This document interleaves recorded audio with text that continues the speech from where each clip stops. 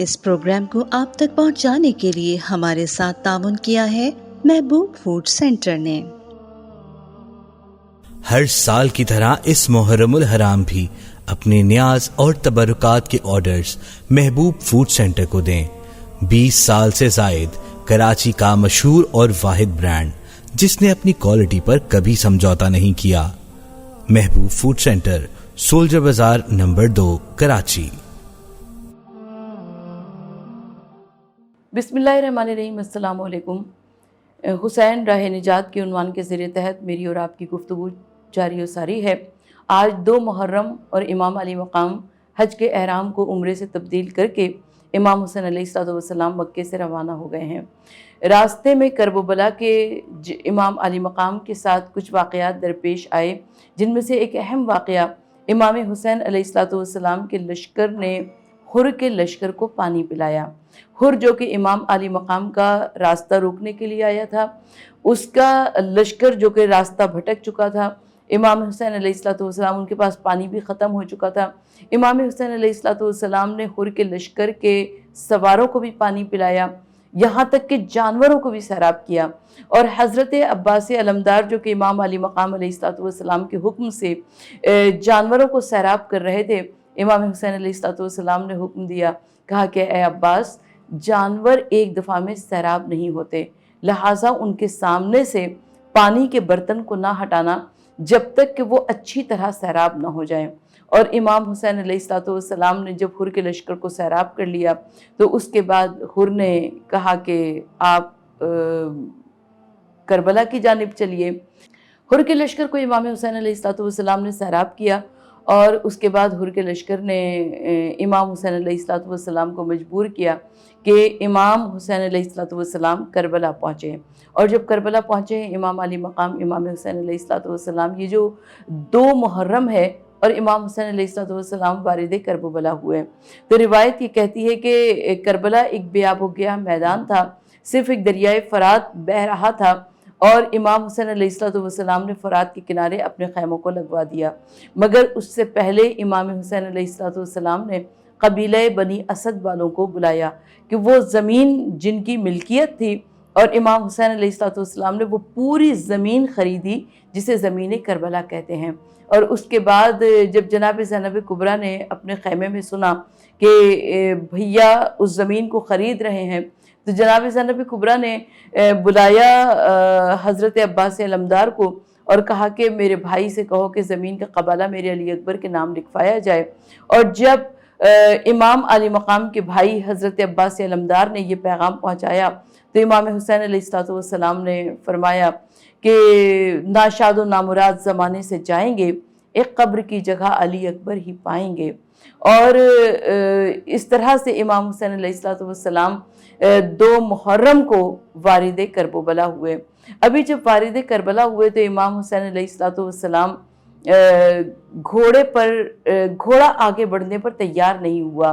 इमाम हुसैन अलैहिस्सलाम ने किसी आदमी को बुलाया और कहा कि इस ज़मीन को क्या कहते हैं। किसी ने कहा शत्ते फ़रात कहते हैं, किसी ने कहा नैनवा कहते हैं। एक जानिब से आवाज़ आई कि इसे करबला भी कहते हैं। करबला का नाम सुना, इमाम हुसैन अलैहिस्सलाम वहीं पर घोड़े से उतर गए और कहा कि अब हमारा मदफन यहीं पर बनेगा। बेशक ए ज़मीन करबला मुबारक हो, तुझ में चमकने के लिए चाँद सितारे आ गए। ए ज़मीन करबला मुबारक हो कि अब तू करबला न रहेगी बल्कि करबलाए मुअल्ला कहलाएगी। ए ज़मीन करबला मुबारक हो कि अब ये हज़रत अब्बास और हज़रत अली अकबर इसी ज़मीन करबला में सोएंगे और ये क़यामत तक के वास्ते ज़ाइरीन के लिए एक ऐसा संगे मील बन जाएगी करबलाए मुअल्ला। और इमाम हुसैन अलैहिस्सलाम इस सरज़मीन करबला पर क़याम पज़ीर करते हैं। और रिवायत ये कहती है कि जब 2 मुहर्रम को इमाम हुसैन अलैहिस्सलाम वारिद करबला हुए और उसके बाद मुसलसल यजीद के लश्कर के सिपाही आ रहे थे, तो इमाम हुसैन अलैहिस्सलाम, रिवायत ये कहती है कि मुसलसल उस लश्कर को आते देखकर इमाम हुसैन अलैहिस्सलाम उनके खैमे के बच्चे खौफ और हिरास का शिकार हैं اور جب 4 محرم کو شمر لعین کا لشکر آیا اور ایک بڑے دستے کے ساتھ آیا اور اس نے آتے ہی حکم دیا کہ فرات کے کنارے سے خیمے ہٹا لیے جائیں، تو امام حسین علیہ السلام نے اپنے بھائی حضرت عباس علمدار کو حکم دیا کہ خیموں کو پیچھے کر لیا جائے، اور خیمے پیچھے ہو گئے۔ یعنی امام حسین علیہ السلام نے اس جنگ کو دفاعی جنگ کے طور پر لڑا، یہ ڈیفنس کی جنگ تھی۔ کہیں پر بھی امام حسین علیہ السلام نے آگے بڑھ کر پیش قدمی نہیں کی، بلکہ اور اپنے گھر میں تھے، کیونکہ قبیلہ بنی اسد والوں سے اس زمین کو خرید لیا تھا۔ اور امام علی مقام امام حسین علیہ السلام نے قبیلہ بنی اسد والوں سے کچھ معاہدے کیے۔ ان میں سے ایک معاہدہ یہ تھا کہ لشکر یزید ہمیں بے گور و کفن چھوڑ کر کربلا سے چلا جائے گا تو تم کو یہ بات ماننی ہوگی کہ ہمارے لاشوں کو دفن کر دینا۔ مگر اس کے بعد امام علی مقام کو کچھ خیال آیا۔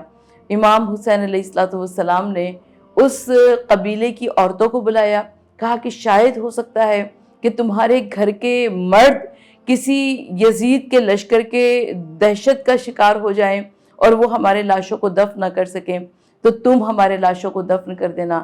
اور اس کے بعد بچوں کو بلایا، کہا کہ کم از کم تم اتنا کرنا کہ جب کھیلتے ہوئے اس بیابان اس صحرا سے گزرنا تو ایک ایک مٹھی ریت ہمارے لاشوں پہ ڈال دینا۔ اور اس طریقے سے امام حسین علیہ السلام نے قبیلہ بنی اسد والوں سے کہا، فرمایا کہ دیکھو کل یہ روضے بن جائیں گے اور ہمارے زائرین دور دراز سے آئیں گے، تمہیں چاہیے کہ مہمانی کرو ہمارے زائرین کی، اور انہیں 3 دن تک اپنا مہمان رکھنا۔ یقیناً آج بھی کربلا معلی میں جب 11ویں محرم آتی ہے تو قبیلہ بنی اسد کے جو افراد ہیں وہ اسی رسم کو تازہ کرتے ہوئے سر پر بیلچے اور پھاڑے رکھے ہوئے، اور وہ حرم امام حسین، حرم سید الشہداء میں داخل ہوتے ہیں، اس لیے کہ امام علی مقام نے انہیں وصیت فرمائی تھی۔ یقیناً امام حسین علیہ السلام کی یہ وصیت قابل غور ہے، قابل ذکر ہے ہمارے لیے، اس لیے کہ امام حسین علیہ السلام نے نہ صرف یہ کہ اپنے کفن اور دفن کا انتظام فرمایا، بلکہ اپنے زائرین کے لیے بھی امام حسین علیہ السلام نے 3 دن تک ان کی مہمانی کا انتظام فرمایا۔ اسی لیے میں ہمیشہ زائرین حسین سے کہتی ہوں کہ دیکھو جب بھی کربلا معلی جانا تو کربلا معلی میں جا کر کسی قسم کا پریشانی نہ اٹھانا، اس لیے کہ حسین علیہ السلام تمہارے میزبان ہیں اور تم مہمان ہو، اور جب حسین میزبان ہیں تو میزبان یقیناً مہمان کی پوری مہمانداری کرتا ہے۔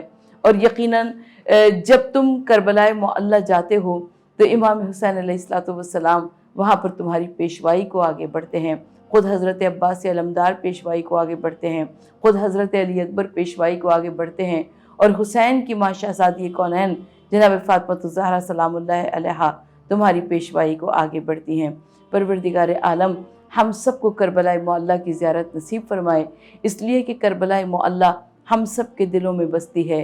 رب العالمین اس کربلا معلی کو ہم سب کے لیے راہ نجات قرار دے دے، اور اس لیے کہ جب بھی زائرین کربلا میں جاتے ہیں تو ان کو محسوس یہ ہوتا ہے کہ جیسے آج بھی حسین ان کا انتظار کر رہے ہیں، آج بھی قافلہ کرب و بلا کسی کا انتظار کر رہا ہے، اور حسین ابن علی کی اس صدائے استغاثہ پر لبیک کہتے ہوئے زائرین اپنے اپنے مقام سے نکلتے ہیں، اپنے اپنے ملکوں سے نکلتے ہیں، اور 10 محرم کو روزے عاشورہ کرنے مقام کرب و بلا پر پہنچتے ہیں۔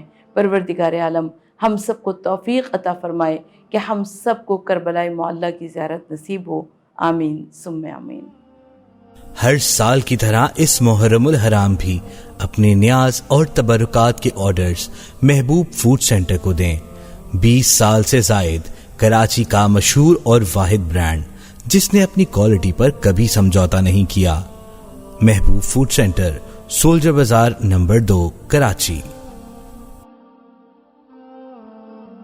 اس پروگرام کو آپ تک پہنچانے کے لیے ہمارے ساتھ تعاون کیا ہے محبوب فوڈ سینٹر نے۔